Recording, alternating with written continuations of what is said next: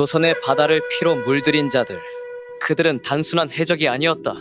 왜구의 칼끝에 가족을 잃은 한 사내, 그는 복수를 위해 자신의 쓸개를 꺼내 먹었다. 오늘 그 잔혹한 전설의 이름을 밝힌다. 소야차, 혹은 소기파라 불린 남자. 나는 소기파, 사람들은 나를 소야차라 부르지만 그 이름이 어떠한들 내게는 그리 중요한 것이 아니었다. 평생을 전장에서 보내며 재물이나 승진 따위에는 눈길조차 주지 않았다. 오직 전장만이 나의 전부였고 나의 임무였다. 싸움이 끝나면 나는 시체들 사이를 뒤지고 다니며 살아있는 사람이 있는지 살폈다. 그리고 만약 목숨이 붙어있는 자가 있다면 나는 망설임 없이 칼을 뽑아 그자의 가슴을 찔렀다. 그것이 내가 해야 할 일이었고 내가 살아남기 위해 선택한 방식이었다. 피 묻은 손을 들어 얼굴에 바르고 태연하게 술을 따라 마시며 죽은 자의 배를 갈라 쓸개를 꺼내 안주 삼아 먹었다. 사람들은 나를 미친 괴물이라 손가락질했지만 그들의 비난은 내게 아무런 의미가 없었다. 전장에서 살아남기 위해 나는 더 이상 인간적인 감정에 얽매일 수 없었다. 죽음과 복수, 그것만이 나를 움직이는 원동력이었다. 제1장, 왜구의 그림자. 고려를 뒤덮다. 오랜 세월 동안 왜구라 불리는 일본 해적들은 우리의 해안을 끊임없이 약탈해왔다. 신라시대부터 그들의 기록을 찾아볼 수 있었으니 그 역사가 어찌 짧다 하겠는가. 그들은 마치 그림자처럼 해안가에 갑자기 쳐들어와 무고한 백성들을 죽이고 납치하며 재물을 빼앗아 도주하는 짓을 상습적으로 일삼았다. 예로부터 동아시아의 골칫거리였으나 고려 말에 이르러 그들의 바로는 극에 달했다. 내가 기억하는 어린 시절, 내 고향 마을은 동해바다와 인접해 있었다. 푸른 파도가 넘실대는 아름다운 곳이었지만 그 아름다움 뒤에는 언제 닥쳐올지 모르는 공포가 도사리고 있었다. 왜구들의 잦은 침입으로 마을 사람들은 늘 불안에 떨었다. 뜬 눈으로 밤을 지새우는 날이 허다했고 바닷바람 소리에도 가슴을 졸여야 했다. 어머니는 밤마다 나를 품에 안고 우리 아들은 꼭 강한 사람이 되어 외적을 물리쳐야 한다고 속삭이셨다. 그 목소리에는 두려움과 함께 어린 자식에게 모든 희망을 거는 절박함이 묻어 있었다. 아버지는 마을을 지키는 의병의 일원이셨다. 왜구들이 쳐들어올 때마다 칼을 들고 맨 앞에서 싸우셨다. 나는 아직 어린아이였지만 아버지의 용맹한 뒷모습을 보며 자랐다. 그러나 영웅의 삶은 짧고 비극적인 법. 어느 날 마을에 들이닥친 왜구들의 칼날에 아버지는 허무하게 쓰러지셨다. 어머니는 아버지의 죽음을 붙잡고 통곡했고 나는 차가운 시신 앞에서 하염없이 눈물을 흘렸다. 그때 내 나이 겨우 10살. 나는 복수를 다짐했다. 이 피맺힌 원한을 반드시 갚으리라. 그 다짐은 내 삶의 가장 깊숙한 곳에 뿌리내렸다. 나는 북방에서 여진족들과 싸우며 잔뼈가 굵었다. 아버지를 잃은 후 나는 더 이상 평범한 삶을 살 수 없었다. 칼을 잡고 무예를 익히며 강해지는 것에 모든 것을 걸었다. 북방의 혹독한 환경과 끊임없는 전투는 나를 강철 같은 전사로 단련시켰다. 여진족과의 전투는 늘 피로 물들었고 삶과 죽음의 경계는 희미했다. 살아남기 위해서는 적보다 더 잔혹해져야 했고 공포를 심어주는 것이 가장 효과적인 방책이었다. 여진족과의 싸움에서 나는 이치를 깨달았다. 죽음으로서만이 죽음을 멈출 수 있고 공포로서만이 폭력을 억누를 수 있다는 것을. 나의 기이한 행동은 그때부터 시작되었는지도 모른다. 적의 심장을 꿰뚫고 그들의 피를 뒤집었으며 나는 점점 인간적인 감정에서 멀어졌다. 오직 생존과 복수만이 남았다. 몽골의 일본 원정 이후 일본의 중앙정부가 사실상 붕괴하고 남북조 시대가 열리면서 일본은 통제 불능의 시대에 접어들었다. 일말의 통제도 받지 않게 된 왜구들은 한반도와 중국 대륙, 일본 본토를 넘어 동남아시아에까지 그 활동 영역을 넓혀 마구 날뛰기 시작했다. 이 시기 왜구의 규모와 공격 횟수는 이전과는 비교가 되지 않을 정도였으며 그 범위도 대담해져 해안에 그치지 않고 내륙 깊숙이 들어와 노략질을 일삼곤 했다.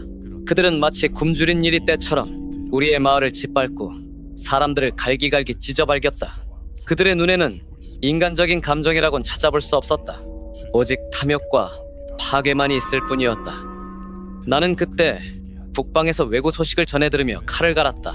언젠가 나 또한 저 바다 건너 왜구들과 맞서 싸울 날이 오리라 생각했다. 당시 고려는 몽골과의 오랜 전쟁과 내정 간섭기, 홍건적의 침입 등으로 이미 국력이 많이 쇠약해진 상태였다. 왜구의 기승은 이미 만신창이가 된 고려에 치명타를 입혔고 우리는 심각한 국난을 맞이하게 되었다. 백성들의 고통은 이루 말할 수 없었다. 굶주림과 약탈, 죽음의 공포가 온 나라를 휩쓸었다. 나는 북방의 전선에서 피를 흘리면서도 남쪽 바다에서 들려오는 왜구들의 만행에 분노했다.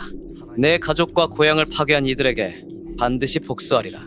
그 다짐은 내 칼날을 더욱 날카롭게 만들었다. 제2장 이간책과 증오의 씨앗. 나는 경상도에 부임하여 외인들을 감시하는 임무를 맡았다. 삼포에 드나드는 외인들의 수가 늘어날수록 그들 중에는 밀수꾼이나 범죄자 등 불량한 자들이 많았다. 조선 사람들의 그들에 대한 인식은 좋을래야 좋을 수가 없었고 그 폐악질이 날이 갈수록 더해지자 그 인식도 점점 더 악화되었다. 외관은 단순히 무역을 위한 공간이 아니었다. 그곳은 외인들의 활동 거점이자 조선 사회 깊숙이 침투하는 통로였다. 밤이 되면 외관을 빠져나온 외인들이 마을을 돌아다니며 소란을 피우고 때로는 폭행과 살인을 저지르기도 했다. 조선 정부는 이들을 통제하려 애썼지만 이미 뿌리 깊게 박힌 외인들의 습성과 일본 내 혼란스러운 정세는 통제를 어렵게 만들었다. 외관 내부는 조선의 법이 미치기 어려운 또 다른 작은 일본과 같았다. 특히 이러한 차별과 학대는 조선의 군인들 사이에서 많이 일어났다. 우리는 직접 외인들의 침략을 막아내고 백성들의 고통을 보아왔기 때문에 그들에 대한 경멸과 증오가 더욱더 뿌리 깊게 자리 잡고 있었다. 게다가 당시에는 군인들이 공을 세울 수 있는 방법이 북방의 여진족이나 왜구를 소탕하는 일밖에 없었기 때문에 외인들을 더욱 적대시하는 경향이 있었다. 나는 군사들 사이에서 은밀히 퍼져나가는 증오의 씨앗을 보았다. 그것은 언젠가 큰 불길이 되어 모든 것을 태워버릴 것이라는 예감이 들었다. 병사들은 외인들을 잡을 때마다 잔혹하게 다루었다. 시장에서 소란을 피우는 외인을 잡아매달아 채찍질하고 술에 취해 행패를 부리는 외인의 머리털을 잡고 끌고 다니는 일도 서슴지 않았다. 외인들 역시 이러한 조선 병사들의 행동에 강하게 반발하며 크고 작은 충돌이 빈번하게 일어났다. 나는 이 모든 상황을 그저 묵묵히 지켜볼 수밖에 없었다. 내가 나서서 막는다 한들 이미 쌓여버린 증오의 꼴을 메울 수는 없었다.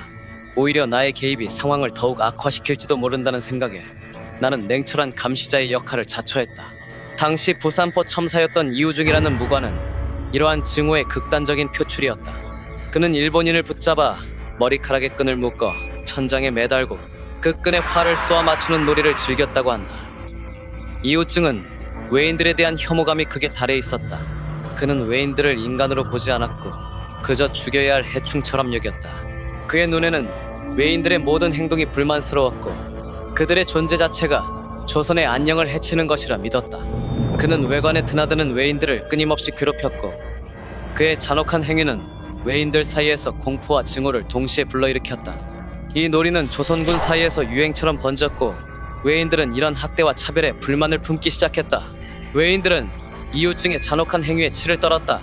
그들은 더 이상 참을 수 없다고 여겼고 대마도 도주에게 지원을 요청하여 반격을 꾀했다. 그들의 불만은 점점 커져갔고 결국 응축된 분노는 폭발하고 말았다. 제3장 삼포외변. 피로 얼룩진 바다. 이것이 바로 삼포외변이었다. 4천에서 5천 명에 달하는 외인들은 각지에 불을 지르고 난동을 피웠다. 그들은 자신들을 괴롭힌 이유증을 찾아내 무참히 살해하고 부산포와 제포를 함락시켰으며 동래성과 웅천을 공격하기도 했다. 이 과정에서 조선의 민가 800여 호가 파괴되었고 272명의 조선 사람들이 목숨을 잃었다. 나는 당시 웅천 현감으로 재직 중이었고 외인들의 공격을 막아내야만 했다. 왜구들의 맹렬한 공격은 예상을 뛰어넘었다. 그들은 단순한 해적대가 아니었다. 복수심에 불타오른 조직적인 군대였다. 웅천성은 순식간에 아수라장이 되었다. 불길이 치솟고 비명 소리가 끊이지 않았다. 나는 병사들을 이끌고 필사적으로 방어했지만 외인들의 수는 압도적이었다. 나는 직접 창을 들고 선두에 서서 적들과 맞섰다. 나의 칼날은 쉬지 않고 움직였고 피 튀기는 싸움 속에서 나는 다시 야차가 되었다. 내 몸은 피와 땀으로 범벅이 되었지만 나의 의지는 꺾이지 않았다. 아버지를 잃었던 어린 시절의 기억이 떠올랐다. 이 땅에서 더 이상 무고한 백성이 외적의 칼날에 쓰러지는 것을 볼 수 없었다. 나는 포효하며 적들을 베어 넘겼다. 나의 눈에는 오직 적들만이 보였고 나의 귀에는 오직 비명 소리만이 들렸다. 나는 야차처럼 싸웠다. 죽음을 두려워하지 않고 고통을 느끼지 않는 존재처럼 수많은 날들을 피로 물들이고 나서야 겨우 경상도 내의 군사들에 의해 난동은 진압되었다. 웅천성 전투는 피비린내 나는 격전이었다. 우리 군사들은 막대한 피해를 입었지만 외인들 역시 수많은 사상자를 냈다. 싸움이 끝나자 외인들의 시체가 여기저기 끝없이 널브러져 있었다. 나는 지친 몸을 이끌고 시체들 사이를 헤치며 살아있는 사람이 있는지 살폈다. 그리고 목숨이 붙어있는 외인을 발견하면 망설임 없이 칼을 뽑아 그자의 가슴을 찔렀다. 나는 피 묻은 손을 들어 얼굴에 바르고 그 자리에서 태연하게 술을 따라 마셨다. 그리고는 죽은 외인의 배를 갈라 쓸개를 꺼내 안주 삼아 먹었다. 이러한 나의 기이한 행동은 사람들의 입에 오르내렸고 그때부터 사람들은 나를 소야차라 부르기 시작했다. 불교에 등장하는 모질고 잔인한 귀신인 야차에 나의 성인 소소를 붙여 부른 것이었다. 동양에서 쓸개를 먹는 행위는 보통 두 가지 의미를 지닌다. 하나는 좋은 약재로서의 의미이고 다른 하나는 피의 복수를 상징하는 것이다. 복수와 관련된 대표적인 사자성어인 와신상담, 자른 땔감 위에서 자고 쓸개를 맛본다는 뜻으로 자신의 몸을 괴롭히면서까지 원한을 잊지 않는 독한 모습을 의미한다. 평생을 전장터를 누비며 원한을 주고받으면서 나 또한 그런 기괴한 취미를 갖게 된 것으로 보였다. 나의 쓸개 먹는 행위는 단순히 잔혹함을 넘어 외인들에게는 극심한 공포를, 우리 백성들에게는 복수의 염원을 상징하는 것이었다. 삼포해변은 폭동을 일으킨 약 300명의 외인들의 목을 잘라 본보기로 외인들이 드나드는 곳에 높은 무덤을 쌓는 것으로 마무리되었다. 나는 그 무덤을 보며 생각했다. 이 피의 대가가 과연 얼마나 오래 평화를 가져다 줄 것인가. 나의 직감은 이 평화 또한 오래가지 않으리라 속삭였다. 제사장, 끝나지 않는 복수, 그리고 예견된 전쟁. 삼포 외변 이후 조선 정부는 외인들에 대한 강경책을 펼치기 시작했다. 외관의 규모를 축소하고 외인들의 왕래를 엄격히 통제하며 무역량을 제한했다. 이러한 조치들은 외인들의 경제 활동에 큰 타격을 주었고 그들의 불만은 다시 쌓여갔다. 그러나 조선 정부는 더 이상 외인들의 폐악질을 묵과할 수 없었다. 이우준과 같은 개인적인 감정의 문제가 아니라 국가의 존망이 걸린 문제였기 때문이다. 나는 웅천 현감으로서 계속해서 외인들을 감시하고 통제하는 임무를 수행했다. 삼포 외변 이후에도 외인들의 소규모 침입은 끊이지 않았다. 그들은 여전히 기회를 엿보고 있었고 나는 그들의 움직임을 단 한순간도 놓치지 않았다. 나는 밤낮 없이 해안을 순찰하고 병사들을 훈련시키며 방비태세를 갖췄다. 나의 눈은 항상 바다를 향했고 나의 칼은 항상 날카롭게 벼려져 있었다. 정묘 외변 뒤에 외인들이 계속해서 안동포에서 노략질을 일삼다가 성가를 포위하였는데 웅천 현감 소기파수가 외오를 잘 아는 사람 지오른이었기에 외인의 사상자가 매우 많아 좌절되었다. 중종실록 33년 중종 33년 4월 22일 병인 기사.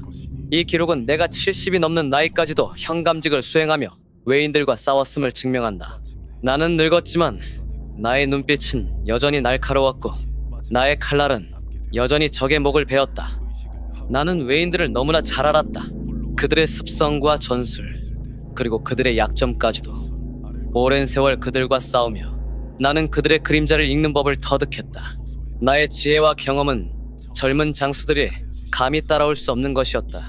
외인들은 나를 두려워했고 나의 존재 자체를 공포의 대상으로 여겼다.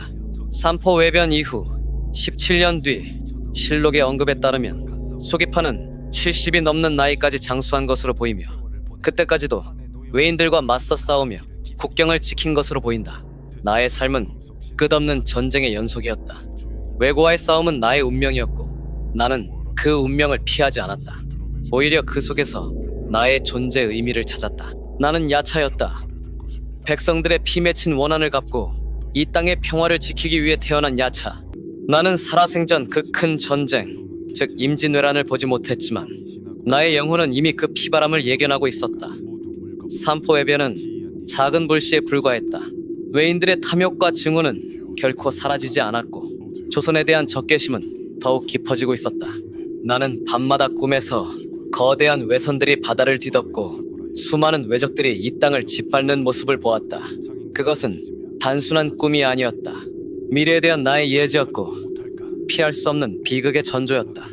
나는 후대 장수들에게 외인들에 대한 경계를 늦추지 말라고 수없이 당부했다. 그들의 뿌리 깊은 적개심을 잊지 말고 항상 만반의 준비를 갖추라고 강조했다.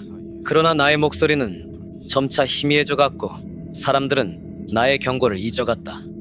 오랜 평화는 사람들을 나태하게 만들었고 외인들에 대한 경각심은 무뎌졌다. 나는 나의 삶이 끝나는 날까지 칼을 놓지 않았다. 나의 마지막 숨이 다하는 순간에도 나의 눈은 바다를 향했다. 피로써 피를 갚고 쓸개로서 원한을 되새기며 영원히 반복될 전쟁 속에서 나의 존재 의미를 찾아야만 했다. 나의 칼은 결코 녹슬지 않을 것이다. 피의 복수는 영원할 것이기에 내가 죽은 후 조선은 임진왜란이라는 거대한 전화를 맞이했다. 외인들은 이전과는 차원이 다른 규모와 조직력으로 조선을 침략했고 이 땅은 다시 피로 물들었다. 나의 예감은 틀리지 않았다. 인간의 역사 속에서 증오와 복수의 고리는 끊이지 않고 반복되는 법. 나는 그 역사 속에서 야차로 살아왔던 것이다. 그리고 나의 영혼은 여전히 조선의 바다를 떠돌며 외적의 침입에 맞서 싸우는 후대 장수들의 칼날에 깃들어 있을 것이다. 피로 물든 바다, 그리고 끝나지 않는 복수의 쓸개. 그것이 바로 소야차의 그림자였다. 복수는 끝났지만 피의 저주는 아직 사라지지 않았다. 조선의 바다에는 아직도 그의 이름이 남아있다고 한다. 다음 괴담에서는 그 피의 전설이 남긴 또 다른 저주를 이야기하겠다.